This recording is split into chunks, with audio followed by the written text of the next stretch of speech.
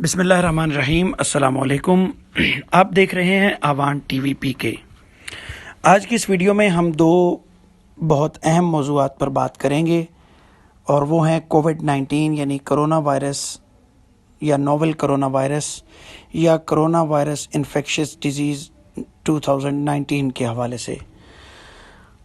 پاکستان کے اندر پچھلے کئی دنوں سے 15 مارچ کے بعد جب کرونا اپنی پیک پہ آنا شروع ہوا، بہت سارے لوگ اس سے انفیکٹڈ ہوئے۔ اس وقت گو کہ کرونا کا جو انفیکشن ریشو ہے وہ بہت زیادہ ہے، جس کو ہمارا دجالی میڈیا یہ بنا کر پیش کر رہا ہے کہ پاکستان میں کیسز بہت بڑھ گئے ہیں، خوف و ہراس کی ایک فضا ہے، کرونا تیزی سے پھیلنے لگا۔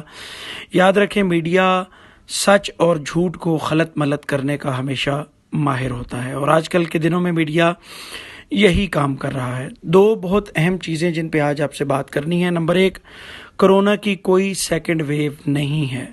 میں پھر کہہ رہا ہوں، کرونا کی کوئی سیکنڈ ویو نہیں ہے۔ اب دیکھیں، دسمبر میں چائنا میں پہلا کرونا مریض جو انفیکٹڈ تھا، وہ پہلا مریض آیا، اور اس کے بعد اب تک جون آ چکا۔ اس وائرس کی عمر تقریباً 6 ماہ ہے، اور اب تک کوئی سیکنڈ ویو کا کانسیپٹ نہیں ہے۔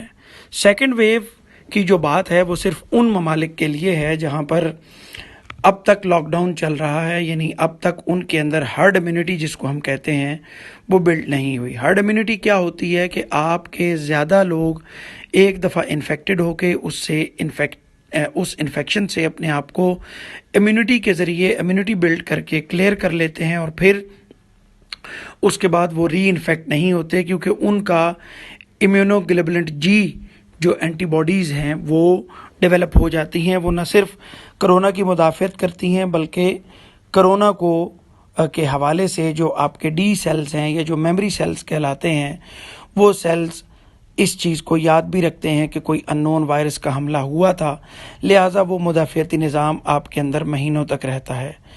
تو اب جون کا مہینہ ہے، یہ 2 سے 3 ہفتے نو ڈاؤٹ انفیکشن ریشو ہمارے ملک میں بہت زیادہ ہوگا، اور وہ ہونا ہے۔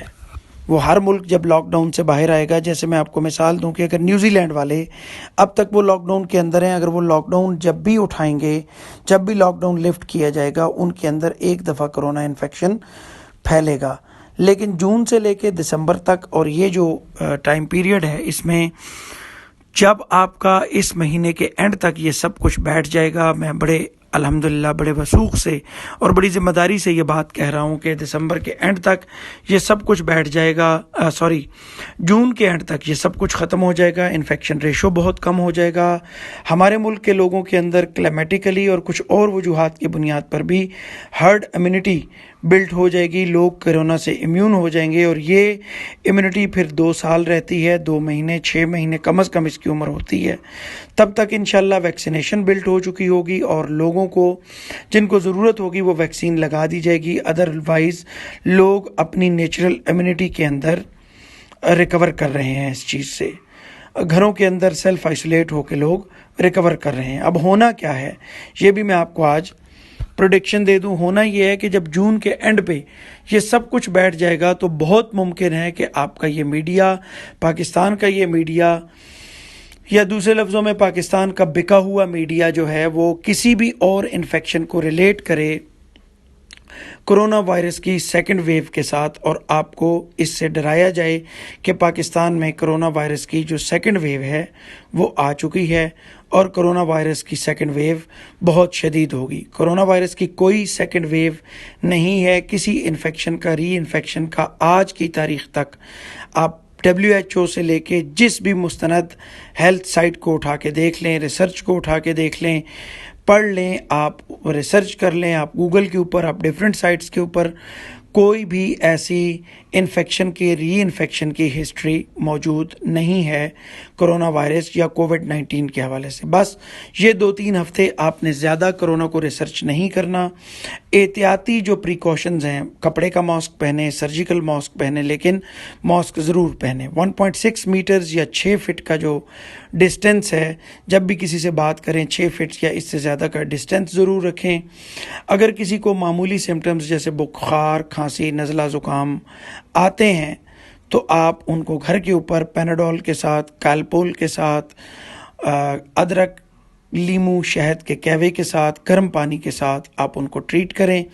گھر کے اندر اپنے جو آپ کے پیئرز ہیں، آپ کے گھر کے اندر آپ کے بچے، آپ کے جو گھر کے اندر آپ کی وائف، آپ کے اور گھر کے جو ممبر، ان سے 6 فٹ کا ڈسٹینس ضرور رکھیں.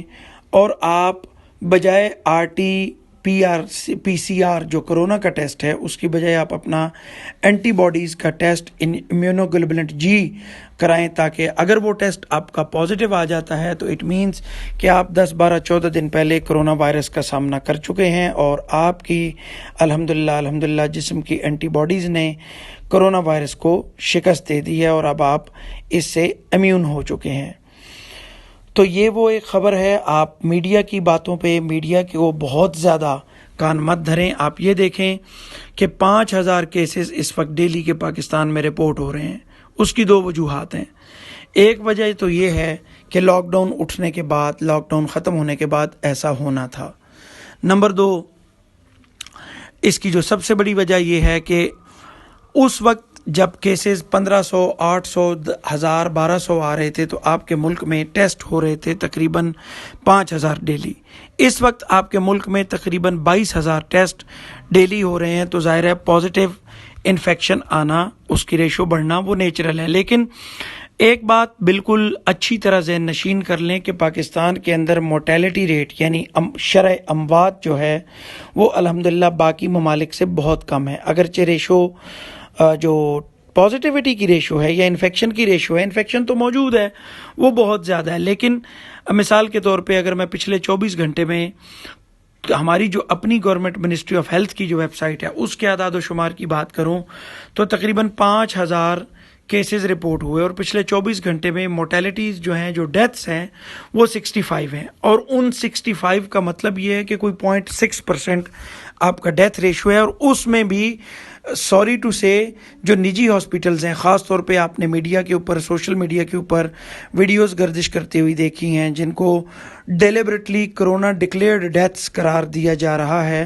اگر ان کو نکال دیا جائے تو میرا خیال ہے کرونا سے ہونے والی جو 24 گھنٹے میں ڈیتھس ہیں وہ ٹوٹل 25-30 بچتی ہیں، جو کہ آپ کے پازیٹیو انفیکشن کیسز کا ٹوٹل 0.2% یا 0.3%، اس سے زیادہ نہیں ہے. تو یہ کوئی بہت بڑی ڈیتھ ریشو نہیں ہے. آپ نے اگلے 2-3 ہفتے میں گھبرانا نہیں ہے. اپنے مریضوں کو، اپنی فیملی کو گھر کے اندر کیئر کرنا ہے. احتیاطی تدابیر کو ضرور بروئے کار لانا ہے. یہ نہیں ہے کہ کرونا موجود نہیں ہے، لیکن ہمارا بکا ہوا دجالی میڈیا اس چیز کو بہت ہی زیادہ ہائپ کریٹ کرنے کی کوشش کر رہا ہے، اور سیکنڈ ویو کا نام لے کے جون کے اینڈ میں یا جولائی کے سٹارٹ میں دوبارہ ملک کے اندر ایک خوف و ہراس پیدا کرنے کی کوشش کی جائے گی.